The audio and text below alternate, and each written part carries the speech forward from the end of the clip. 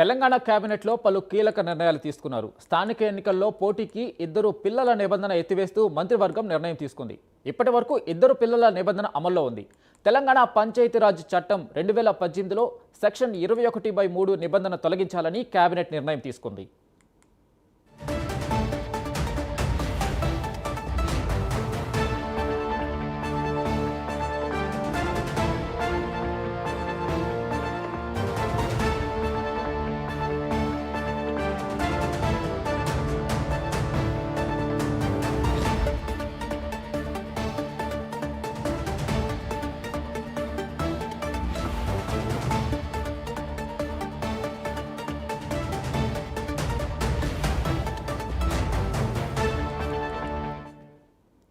తెలంగాణ కేబినెట్లో పలు కీలక నిర్ణయాలు తీసుకున్నారు. స్థానిక ఎన్నికల్లో పోటీకి ఇద్దరు పిల్లల నిబంధన ఎత్తివేస్తూ మంత్రివర్గం నిర్ణయం తీసుకుంది.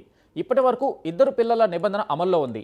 తెలంగాణ పంచాయతీ రాజ్ చట్టం 2018లో సెక్షన్ 21(3) నిబంధన తొలగించాలని కేబినెట్ నిర్ణయం తీసుకుంది.